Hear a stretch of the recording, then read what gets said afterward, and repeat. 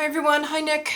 Excuse me. I was asked to do a tutorial on how I make one of my, where's this itchy, on how I make one of the my fabric covers. Though I think I've got the camera adjusted so that it's pretty much straight overhead for you guys so you can see what I'm doing. Since I'm at that point making a journal right now, so I might as well show you how I'm going to make the cover, or at least the start of the cover. I don't know exactly how I want it to look as far as embellishment wise, but I can definitely show you how to put the fabric on there. Anyway, and I'm sure I'm positive there are other ways to do this, but this is how I do it. I didn't watch any tutorials on this. I just kind of figured it out just by trial and error. So to do it the way I do, what you're going to need is your chipboard, bookboard, a cereal box, whatever you choose to use. I have bookboard that I order from Amazon. I like it better than what I was using before. This just happens to be firmer. It doesn't have so much flex to it. So especially if you double it up. So when the journals get really fat, the side doesn't bend so much when it's clipped shut. So I get these on Amazon. They come in like a, what is it? 14 by, like 8 by 10 by 14, something like that. Good size, hang on. Ugh. Comes in a good size sheet. These are it right here. Let's see, they are, well, they're like, okay, 8.5 by 11.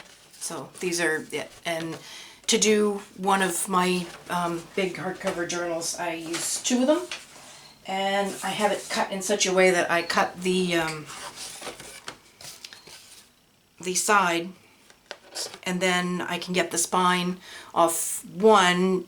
So this is going to get cut down. Then I use the excess for one spine, and then the next one so I'll have 2 of those pieces, and I can have extras for more spines, and I cut them up to use to spread adhesive on, so I don't have too much waste. So I have these all pre-cut, and I cut 2 of the spine because I just like the look of it doubled up. So 2 sides, 2 spines. Your fabric, and I've already pre-cut that. This is a Tim Holtz that I got on Amazon. I went crazy a couple months ago, I guess, and bought a ton of these. It's just a cotton, like a muslin weight fabric, and it's got newspaper, it's got some script, it's got some graphic. I just think it's really pretty, but not, too much.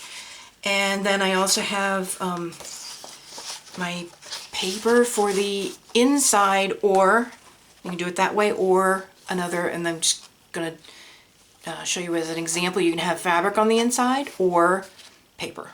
This journal is going to have paper, but which is how I'm going to make it, but I will show you how, if I was going to do a fabric inside, how I would do that. It's very easy. So you have your paper, scissors maybe, some sort of adhesive. I like this paste. This paste, better than glue, better than fabric glue. For me, the fabric glue shows through the fabric. But this does not. So I like this, and then I keep scraps of my bookboard to spread it rather than having to keep washing off the palette knife. I just use this, and then I can pitch it. So first thing you're gonna do, and which I gotta go grab, is baby wipes or something, because you get sticky, and they're of course across the room. So I have to come back over here and grab them. So, you know, baby wipes for the stickies. Okay, here we go. So first thing I do is I take my 2 pieces of spine and hope I can get the paste open. And I'm gonna just glue these 2 together. So I just get a big glob of paste.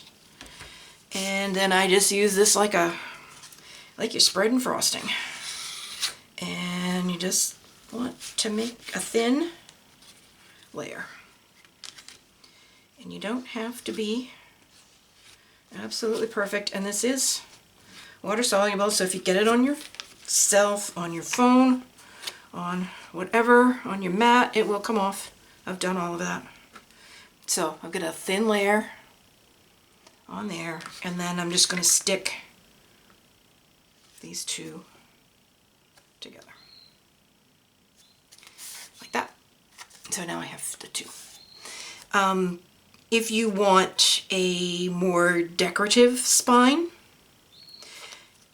you can cut one of them into, you know, strips. You could cut one of them in, you know, the top one into squares and then leave a space, you know, rectangles, and you have one and then leave, you know, however wide, and then another one, and then another one. Or the way I've done it, this is 3 inches. I cut the next one like 2 inches and put it, the top one 2 inches, and put it right down the middle. So that gives you like a raised spine. Just depends on what kind of a look that you want. So that's all on there. I don't wait for it to dry. I'm just going to keep right on going. So that's that. So then you're going to get your fabric out, and then you want to figure out which way you want it to go, depending on which way the bulk of the, and this goes every old which way, but I think I'm going to go, and I'm doing it right side up for myself, and then you also want to look at which way you want, what you want the front to look like, what you want the back to look like. This section right through here has a lot of the newspaper print, and if I turn it in this direction for myself, this would be right side up. So I think even though this is going to be upside down, this is right side up on this side, so it's predominantly this way. Okay, so I think I'm going to have it go like that. So this will be the front for myself. So this will be the front, the middle, the back. So I'm going to flip it so it's wrong side up. So front, middle, back. Then I'm going to just take my pieces of bookboard, and I'm just going to paint them with paste. And you just make a light coating. You kind of want to go, you want to make sure you get it all the way to the edge as best you can, and this gets sticky and a little messy. Don't worry that you get it onto the fabric, because it's all going to get either wrapped around or cut off. So there's one. So front, middle, back, front, paste side, down. Kind of line it up so that it's straight, relatively straight. And then just kind of press it in. So then you want your spine next. So you're going to do the same thing.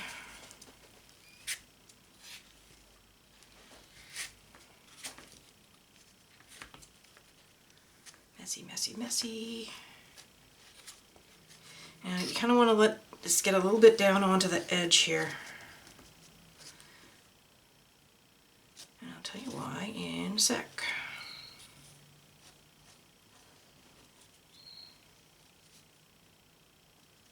Don't worry about it. If it gets on the other side, it doesn't matter. Okay, paste side down, and you want to give it a little bit of a, you want to give enough of a gap, just a tiny bit, so that you can fold, you know, so it will close. And you want to be able to push some of this fabric into that crack, which I'll show you when I get this all on. So there's that one. And then the last piece. Same thing, just a thin layer of paste.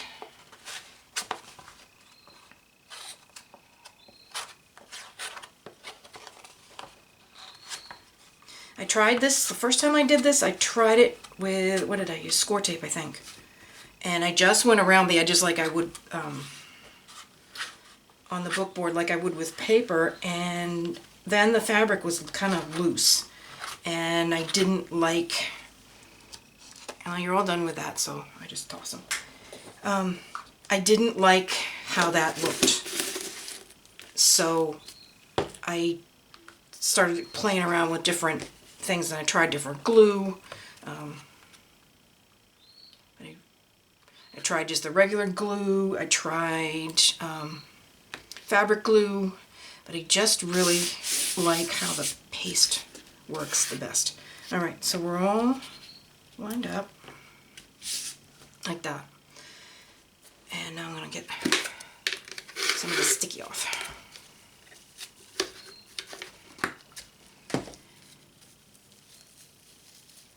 So I can do this without sticking to me. Okay, dry my hands off on my pants. Now I want to flip it, I'm going to flip it over, and I'm just going to make sure that there aren't any bubbles. So I'm just rubbing I'm just going to just rub over, and I can feel where the edge of the book board is in relation to the fabric. And I'm just going to smooth it down and make sure that it's all smooth. Now, this is where the spine is right here, okay? I'm going to take my thumbnail and I'm going to push the fabric on my fingernail or bone folder, and you can use your bone folder, and I'm just pushing the fabric down into that little gap that I left. Like that. And you can use your folder to, if you have a brayer, you can use that, just to make sure there aren't any bumps. And you don't want air bubbles. Okay, so I'm going to flip it back over, and yep, there's paste on the mat, oh, of course. There. So now you have some excess, which is fine. What you're going to do now is, if you're going to use a paper on the inside, and you don't want a fringed edge, what you're going to do is you're going to take your excess, just like as if it was paper, designer paper, you just fold it up, you know, trim, mighty your corners, fold it all up. I use hot glue to glue this down. I just run a bead to go all the way around, and then, you know, stick it down, and then put my paper, which is what I'm going to do, put my paper on here. Like that. I haven't decided yet if I'm going to use this as a false spine and leave this plain, or if I'm going to sew all the way through and have the stitching show on the outside. I haven't decided yet. I think I'm going to do this as a false spine, but I haven't decided. So that's all you would do if you were going to use paper. If you want a fabric inside cover as well as outside cover, you would take you would leave this like this. You would take another piece of fabric, same thing, or coordinating, and this is just a scrap, for an example, and you would lay it, you would put your paste on this side of your book board as well, okay? Then glue it down. You're going to have excess all the way around again. So you're going to have your cover fabric, your book board, and then your inside fabric as a sandwich. Then you're going to go to your sewing machine and you're going to sew. I'm just going to pull this down. You're going to sew. You're kind of doing it blind, but you can feel where the edge of the book board is all the way around. You're going to take your presser foot and you're going to run your presser foot right along the edge of the book board. So you're sewing, you can do it so that you're sewing right outside the edge of the book board, or you're sewing half on the book board and half into the fabric. Either way, depending on how you want your stitching to look. So you're just going to go right along, you're going to go right along this edge all the way around. Then you're going to use your scissors or your rotary cutter and you're going to trim this excess down to, like, I don't know, between a half and a quarter and a half of half an inch. So this is going to be a raw edge all the way around. So you've made your sandwich, you've sewn, then you trim, and then this is going to be a raw edge all the way around. Then you want to fringe it, so you've got your raw edge. And then all I do is I just go like that. And see how easily it frays? Like that. And then I just pull it until I get, you know, the fringe to look the way I want. If it's not even, I just kind of trim it so it looks even. And that's all there is to it. It's really easy. Most of the time I don't even bother to let this dry overnight or anything. It works just fine.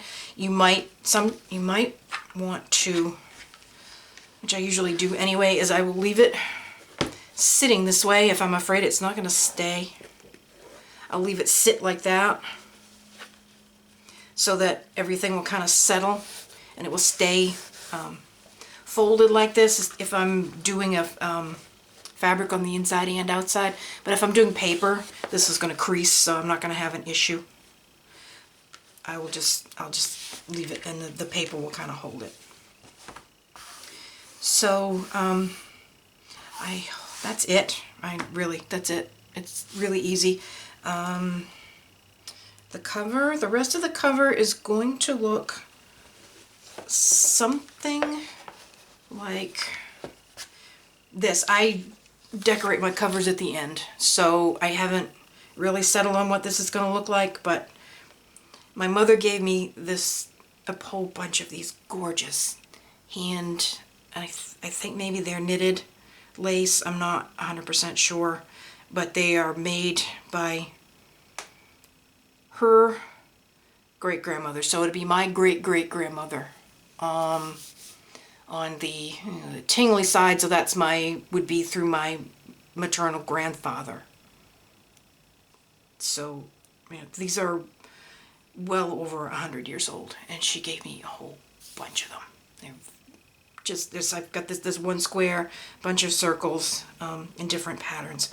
So, you know, this one's a little bit too big, so I'm going to have to use a smaller one, but I'm definitely going to have one of these on here, and then some sort of an image, probably put something under the lace to separate it from here, and there'll be a bunch of other embellishments too, but that is kind of a sneak peek, and I know that's upside down for you guys, but that is kind of it, really.